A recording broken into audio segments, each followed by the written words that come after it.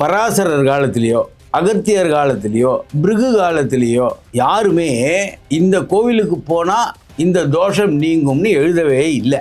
ஒரு பெண்ணுடைய மாமியார் மாட்டு பண்ணை பற்றி எல்லா குற்றமும் சொல்லி அவளை தண்டிக்க வேணும்னு கடவுளை வேண்டாங்கன்னு வச்சுக்கோங்க. உடனே அந்த மருமகள் மாமியாரை பற்றி குற்றம் சொல்லி நீங்கள் தண்டிக்க வேண்டும்னு சொன்னால் கடவுள் யாரை தண்டிப்பது, யாரை மன்னிப்பது? என்னுடைய 40 ஆண்டு கால அனுபவத்தில் நேரடியாக பலன் கிடைக்க வேணும்னா தாந்திரிக பரிகாரம் செய்தால் மட்டும்தான் ஜெயிக்க முடியும். அந்த ஸ்வஸ்திக சின்னத்தை எப்பொழுதும் நீங்கள் பார்த்து கொண்டே இருந்தால் நல்ல வெற்றி அடையக்கூடிய ஒரு வழியை காட்டும். இந்த ஸ்வஸ்திக சின்னத்தை தான் இந்தியாவிலிருந்து ஹிட்லர் எடுத்துக்கொண்டு போனார்.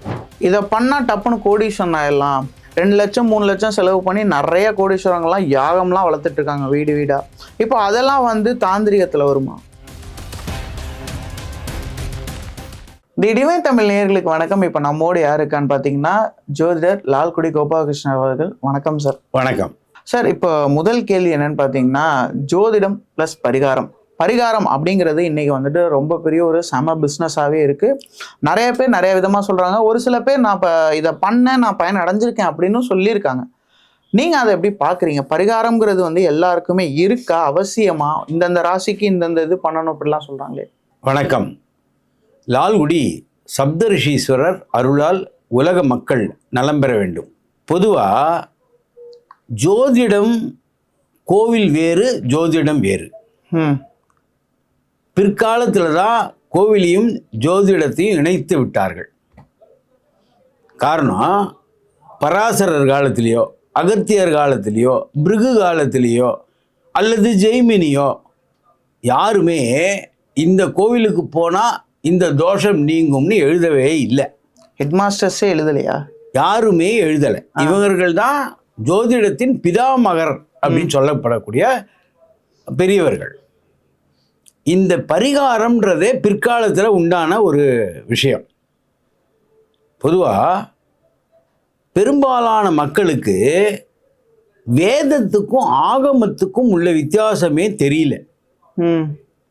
வேதம் என்பது ஜோதிடத்தின் உருவான இடம். ஜோதிடத்துடைய அங்கங்களில், வேதத்தின் அங்கங்களில் ஜோதிடம் ஒரு அங்கம், கண் போன்றது. ஆனால் ஆகமம்ன்றது என்னன்னா கோவில் ஒழுக்குன்னு சொல்லலாம். ஒரு கோவிலை எவ்வாறு நடத்த வேண்டும் அப்படின்னு சொல்றது ஆகமம். எதுக்கு இவங்க வேதத்தையும் ஆகமத்தையும் கொண்டு லிங்க் பண்ணாங்கன்னு தெரியல. ஜோதிடம் வேதம் சார்ந்தது, ஆலயங்கள் ஆகமம் சார்ந்தது. அப்போ வேதத்தையும் ஆகமத்தையும் தேவையில்லாமல் இணைத்து பரிகாரங்களை உருவாக்கிட்டாங்க. ஒன்று. ரெண்டாவது, ஒரு விஷயத்துக்காக கடவுளை போய் வேண்டுகிறீர்கள். கடவுள் என்ன காரணத்துக்காக உங்களுக்கு அருள் செய்ய வேண்டும்னு கொஞ்சம் சொல்லுங்க. காரணம், இப்போ ஒரு பெண்ணுடைய மாமியார் போய் மாட்டு பண்ணை பற்றி எல்லா குற்றமும் சொல்லி அவளை தண்டிக்க வேண்டும்னு கடவுளை வேண்டாங்கன்னு வச்சுக்கோங்க. உடனே அந்த மருமகள் மாமியாரை பற்றி குற்றம் சொல்லி நீங்கள் தண்டிக்க வேண்டும்னு சொன்னால் கடவுள் யாரை தண்டிப்பது, யாரை மன்னிப்பது? கடவுளுக்கு யார் முக்கியமானது? புரியுதா உனக்கு? அதனால கடவுள் எந்த விதத்திலும் யாருக்கும் ஒரு அளவுக்கு மேல் அருள் செய்ய மாட்டார். எல்லாருமே கடவுளுடைய குழந்தைகள் தான். எல்லாரையும் கடவுள் விரும்புகிறார். ஆனால் விதியை மீறி எதையும் செய்வதற்கு அவரால் முடியாது, அல்லது அவர் விருப்பப்பட மாட்டார். ஏன்னா கடவுளே காலத்துக்கு உட்பட்டவர். ராமருடைய முடிவு எப்படின்னு உங்களுக்கு தெரியும். கிருஷ்ண பகவானுடைய முடிவு எப்படின்னு உங்களுக்கு தெரியும். அவதாரங்களே காலத்துக்கு கட்டுப்பட்டவர்கள். அப்படி இருக்கும்போது அந்த கடவுள் ஒரு குறிப்பிட்ட பலனை உங்களுக்கு எப்படி கொடுத்து விடுவார்? ஓகே, அதாவது பகுத்தறிவோடு ஆராயணும். புரியுதா உங்களுக்கு? அல்லது கடவுளுக்கு போய் மாலை சாத்துவதாலோ இல்லை பலவிதமான உபச்சாரங்களை செய்வதாலோ ம் கடவுள் உதவி செய்ய மாட்டார். காரணம், அவர் லஞ்சம் வாங்கி கொண்டு உதவி செய்யக்கூடிய மனிதர்கள் அல்ல. Okay sir.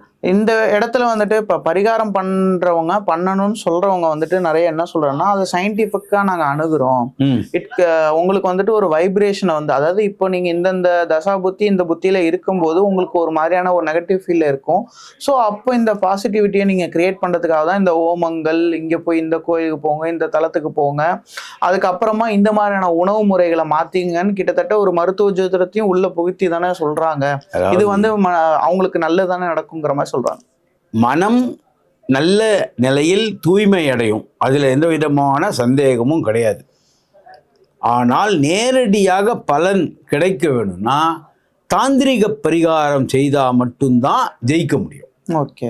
இந்த தாந்திரிக பரிகாரம் தான் என்னுடைய 40 ஆண்டு கால அனுபவத்தில் தாந்திரிக பரிகாரம் வேலை செய்கிறது. ம் தாந்திரிக பரிகாரம்ன்றது சிறிய சிறிய நமக்குள்ளேயே சில மாற்றங்களை உண்டாக்கி கொள்வதற்கு பேர் தாந்திரிக பரிகாரம். ஏதாச்சும் ஒரு எக்ஸாம்பிளுக்கு ஒரு உதாரணம், இப்போ ஞானப்பழத்துக்காக விநாயகரும் முருகனும் சண்டையிடுகிறார்கள். ம் இருக்கிறது ஒரு ஞானப்பழம். உலகத்தை சுற்றி வந்தால் இந்த ஞானப்பழத்தை தரேன்னு சொல்கிறார். முருகன் என்ன செய்கிறார்? உலகத்தையே சுற்றி வர்றார். அதுக்குள்ள விநாயகர் அம்மையப்பனை சுற்றி அவங்க தான் என்னுடைய உலகம்னு புரிஞ்சுட்டு ஞானப்பழத்தை வாங்கி கொள்ளுகிறார். இதுதானே கதை. ஆமாம். இதற்கு பின்னாடி உள்ள கருத்து, எந்த வேலையையும் சுலபமாகவும் செய்ய முடியும், கடினமாகவும் நாமே ஆக்கி கொள்ள முடியும். Hard work plus smart work மாற்றிக்கலாம். அப்போது அம்மையப்பன் என்பது என்ன? நம்முடைய மூளையே தான் அம்மையப்பன். வலது பக்க மூளை, இடது பக்க மூளை. உங்களுடைய எண்ணங்களை மாற்றிக்கொண்டாலே உங்களை சுற்றி இருக்கிற சூழ்நிலை மாறிடும். இதை தான் மனோதத்துவ நிபுணர்களும் சொல்கிறாங்க. வெளியே நடக்கிற எல்லா விஷயத்துக்கும் காரணம் உங்கள் மனம். அப்போ உங்கள் மனதில் சில மாற்றங்களை உண்டாக்கி கொள்வதற்கு தாந்திரிக பரிகாரம் நம்ம சொல்கிறோம். இந்த தாந்திரிக பரிகாரத்தில் ஒரு சிறிய உதாரணம் சொல்கிறேன். நீங்கள் ஸ்வஸ்திக சின்னம்னு ஒன்று கேள்விப்பட்டிருக்கீங்களா? ஸ்வஸ்திகம். அந்த ஸ்வஸ்திக சின்னத்தை எப்பொழுதும் நீங்கள் பார்த்து கொண்டே இருந்தால், வீட்டிலேயோ கடையிலேயோ ஏதாவது ஒரு இடத்திலிருந்து பார்த்து கொண்டே இருந்தால் உங்கள் மனம் நல்ல வெற்றி அடையக்கூடிய ஒரு வழியை காட்டும். அது ஏன்? காரணம், இந்த ஸ்வஸ்திக சின்னத்தை தான் இந்தியாவிலிருந்து ஹிட்லர் எடுத்துக்கொண்டு போனார். ஹிட்லர் கொடுங்கோல் சர்வாதிகாரி எல்லாம் ஒரு பக்கம் இருக்கட்டும், ஆனால் வெற்றி அடைந்தாரா இல்லையா? ஒரு நாட்டையே தன்னுடைய கட்டுப்பாட்டுக்குள் வைத்து கொண்டார். அவருடைய கொடியின் சின்னம் என்ன? ஸ்வஸ்திக சின்னம். புரியுதா? அந்த ஸ்வஸ்திக சின்னம் வேத காலத்திலிருந்தே பெரிய அளவில் பாராட்டப்படுகிறது. இப்போ நீங்கள் கேட்கலாம், ஒரு விஷயத்தை பார்ப்பதனாலே நல்லது வருமா? இதுதான் மனோதத்துவ நிபுணர்கள் சொல்கிறார்கள். உங்களுடைய பார்வையே மனதை மாற்றும். அதனால தான் இந்த பேறு காலத்தில், இந்த கர்ப்பமுற்ற காலத்தில் அழகான படங்களை பார்க்க சொல்லி தூண்டுவார்கள். அதுபோல் தூண்டும்போது சாதாரணமாக பிறக்கிற குழந்தையும் அழகாக பிறக்குன்னு ஒரு நம்பிக்கை இருக்குது. புரியுதா? ஒரு கோர காட்சியை பார்க்கும்போது உங்கள் மனம் பாதிக்கப்படுகிறது. இப்போ நம்ம நிறையா அந்த டிவியில எல்லாம் பார்க்குறோம், ஒரே அழுக, ஒருத்தர் அடிக்கிறது, அந்த மாதிரி பார்க்குறோம். அதனால் மனம் பாதிக்கப்படுகிறது. அப்போ மனதை சரியான வழியில் செல்வதற்கு சில படங்கள், அதாவது சின்னங்கள், அது பேர் அதிர்ஷ்ட சின்னங்கள்னு பேர். ஒரு ஏணி அல்லது ஒரு குதிரை இது போல் வைக்கும்போது அந்த எண்ணங்கள் சாதாரணமாக மனதுக்குள் பதிகிறது. அதுதான் உங்களுக்கு மாற்றங்களை உண்டாக்குகிறது. புரியுதா உங்களுக்கு? இதுதான் வழியே தவிர மனதை மாற்றாத வரை உங்களை சுற்றி நடக்கக்கூடிய எதுவுமே மாறாது. ஓகே. அதனால தான் சந்திரன் ஜோசியத்தில் மிக மிக முக்கியமான கிரகம் சந்திரன், மனோகாரகன். அந்த மனம்தான் மனிதன். மனம்னு ஒன்று இல்லைன்னா நம்மளுக்கும் விலங்குகளுக்கும் வித்தியாசமே கிடையாது. ம் விலங்குகளுக்கு மனம்னு ஒன்று கிடையாது. பசிச்சா சாப்பிடும், தூக்கம் வந்தால் தூங்கும். ம் ஆனால் மனிதனுக்கு மட்டும்தான் பகுத்தறிவோடு சிந்திக்கக்கூடிய மனம்னு ஒன்று இருக்குது. ஓகே. அந்த மனம் மாறினால் எல்லாமே மாறிடும். அப்போ இதெல்லாம் மாற்றத்துக்கு தான் தாந்திரிக பரிகாரங்களை வெற்றிகரமாக செய்துட்டுருக்கேன். நிறையா பேருக்கு அந்த தாந்திரிக பரிகாரத்தால் வெற்றி கிடைத்திருக்கிறது. ஜோதிட முறையில் சொல்லப்படும் பரிகாரத்துக்கும் இந்த தாந்திரிக பரிகாரத்துக்கும் எவ்வளோ எவ்வளோ வித்தியாசம் இருக்கு? கோவிலுக்கு போகிறது நல்லது, ஆனால் உங்களுக்கு வேலை நடக்கணும், இந்த விஷயங்கள் மாற வேண்டும் என்றால் தாந்திரிக பரிகாரம், அதாவது லால் கிதாப்னு ஒன்று இருக்குது. இதை தவிரவும் சில அதர்வண வேதத்துலேயும் சிலதெல்லாம் சொல்லியிருக்கு. 4 வேதத்தில் அதர்வண வேதம்னு ஒன்று இருக்குது. அந்த அதர்வண வேதம்னா மனம், மாந்திரீகம், மருத்துவம், இதை பற்றி பேசக்கூடியது அதர்வண வேதம். ஓகே. இந்த அதர்வண வேதத்து பரிகாரத்தை செய்யும்போது நல்ல பலன் கிடைக்கிறது. இதை பண்ணால் டப்புன்னு கோடீஸ்வரன் ஆயிடலாம், இதை பண்ணால் உங்களுக்கு இருக்கிற கஷ்டமெல்லாம் உங்களை விட்டு ஒழிஞ்சிரும் அப்படின்னு சொல்லி 2 லட்சம் 3 லட்சம் செலவு பண்ணி நிறைய கோடீஸ்வரங்கள்லாம் யாகம்லாம் வளர்த்துட்டு இருக்காங்க வீடு வீடா. இப்போ அதெல்லாம் வந்து தாந்திரிகத்தில் வருமா? அதாவது ஒன்று தெரிஞ்சுக்கோங்க, எதுவுமே பணம் அதிகமாக செலவு பண்ணுவதால் வெற்றி அடைவீங்கன்னா நான் ஒத்துக்க மாட்டேன். காரணம், நீங்கள் எந்த பொருளை கடவுளுக்கு கொடுத்தாலும் அது கடவுள் கொடுத்தது தானே. அப்போ சூரியனுக்கே ஆரத்தி காமிப்பீங்களா? சூரியனே ஒரு ஜோதி, அதுக்கு போய் நீங்கள் ஆரத்தி காமிச்சு அது வெளிச்சத்தை காமிக்கணுமா? சூரியனை காமிப்பறதுக்கு ஒரு கற்பூர ஆரத்தி வச்சு சூரியனை காமிச்சிருவீங்களா? அந்த கற்பூரமே சூரிய ஒளி இருந்தால் தான் தெரியும் உங்களுக்கு கண்ணுக்கு. அப்போது கடவுளுக்கு இதுதான் வேணும் அதுதான் வேணும்லாம் கிடையாது. புரியுதா உங்களுக்கு? அது சில பேருடைய வியாபார தந்திரத்தால் பெரிய அளவு பரிகாரம் செய்வது, மந்திர ஜபம் பண்ணுவது, 3 லட்சம் நாள், இதெல்லாம் உண்மையிலே சொன்னால் பலிதம் ஆகாது. சரி சார், இப்போ பொதுவாக எல்லாருக்குமே பார்த்தீங்கன்னா மனக்குழப்பம்னு ஒன்று இருக்குது. எல்லாருமே வந்துட்டு இன்றைக்கி வந்துட்டு ஒரு லைஃப் சைக்கிளில் வந்துட்டு ஓடிக்கிட்டே தான் இருக்காங்க. அதனால அவங்களோட எண்ண ஓட்டம்ங்கிறது ரொம்பவே அதிகமாக இருக்குது. சரி, அவங்களுக்கு இதை நீங்கள் டெய்லி பண்ணுங்க, பண்ணி இந்த இத்தனை நாளில் இது சரி ஆகலைன்னா என்னன்னு கேளுங்கன்னா என்ன சொல்லுவீங்க? ஒரு முகம் பார்க்கும் கண்ணாடி, அதற்கு முன்னாலே ஒரு 5 முகம் உள்ள தீபம், அந்த தீபத்துக்கு மலர்கள் எல்லாத்தையும் போட்டு வச்சுக்கோங்க.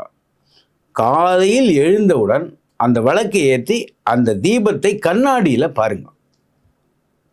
நீங்கள் நினச்ச எல்லா விஷயமும் நடக்கும்.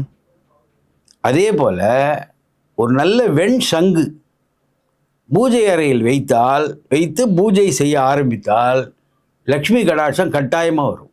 அது ஏன்? அதாவது கோடீஸ்வரன் ஆகணும்னு அவசரம் கிடையாது, ஆனால் இருக்கக்கூடிய கஷ்டங்கள் நிவர்த்தியாகி ஓரளவுக்கு கடன் இல்லாத நல்ல வாழ்க்கை கிடைக்கும்.